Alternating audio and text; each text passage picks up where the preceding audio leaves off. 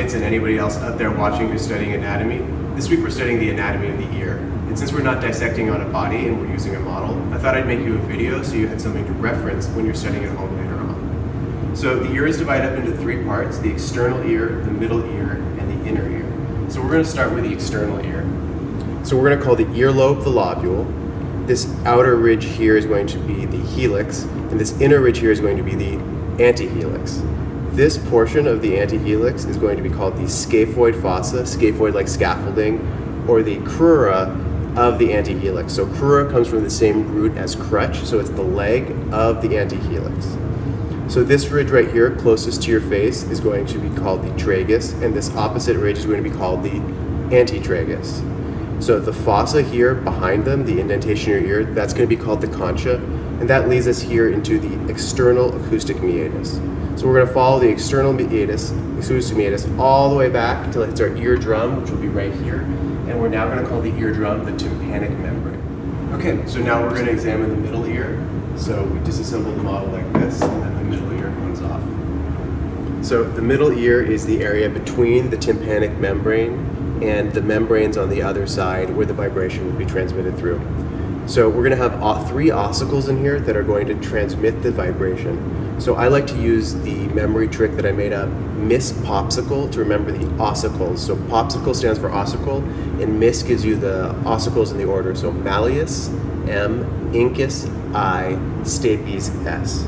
So this here is our tympanic membrane, and so the biggest part right here, this is the malleus, and malleus means mallet or hammer, so I like to recognize it because it has this process coming off of it, which makes it look like a hammer you could bang down. So that's connected to the membrane here. It's going to receive vibration from the outside through the external acoustic meatus, transfer that to the middle ossicle, the incus, and transfer that to the final ossicle, the stapes. Now the stapes has this process here that looks like a stirrup for a horse.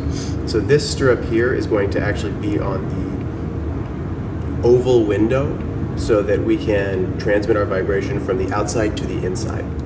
Another feature I'd like to point out on the model is that this pink area is called the epitympanic recess. So epi means upon or over, so this is the tympanic membrane, so it's the recess above the tympanic area, the epitympanic recess. So now we're going to look at the deep side of the middle ear. So this bump right here, this is the promontory, and is where we find the tympanic plexus. So I like to think of the tympanic plexus as the TP plexus, T for tympanic nerve, which is a branch of cranial nerve 9, and P for lesser petrosal nerve, which joins it here. We also have two windows here. This one, the oval window, which articulates with the base of the stapes, and this one is the round window. And I remember that on our model as O for open, so the oval window is the open window. Now we're going to move on to the internal ear, which is encapsulated in bone by the otic capsule. And inside the otic capsule is the bony labyrinth with the three structures we're familiar with: the vestibule, the semicircular canals, and the cochlea, which is shell-shaped. So first we're going to look at the semicircular canals, and you can notice there's three of them. We have to learn to tell them apart. So there's an anterior, posterior, and lateral. And we know that anterior and posterior are opposite words, two sides of the same coin. So those are the two that are going to be sharing a connection here to the vestibule, and then that's the opposite side from where they have their ampulla over here. So we know that the lateral canal is the one that does not share a connection to the vestibule. So these semicircular canals contain semicircular ducts, which is represented by this plastic pipe. And you can think of it as a canal is an enormous thing. The Panama Canal has ships, whereas a duct in your house just carries air, so a duct is smaller than a canal. So inside the semicircular duct is endolymph, and then outside the semicircular duct here, in this space that's right here, is the perilymph, and then outside of that is the canal itself. And finally, we're going to look at the cochlea.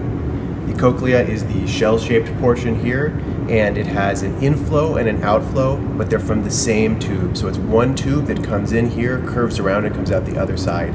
The inflow is the scala vestibuli, and the outflow is the scala tympani. And the way I remember that is that the ear's end goal is hearing. So tympani is a kind of sound, so the scala tympani is the outflow valve. In the center, there's a blind duct, so a dead end, and that's going to be called the cochlear duct. And then over here, this is the innervation for the ear. So this is cranial nerve 8, or the vestibular cochlear nerve, and the portion going to the cochlea is the cochlear nerve, and the portion going to the vestibule is the vestibular nerve. And finally, we want to be able to ID the vasculature on our model. So the internal jugular vein and the internal carotid artery, as well as this tube here. So I like to call this tube the FAR-TIM tube when I'm studying. And it stands for the pharyngotympanic tube, or the auditory tube. And it joins the middle ear to the nasopharynx.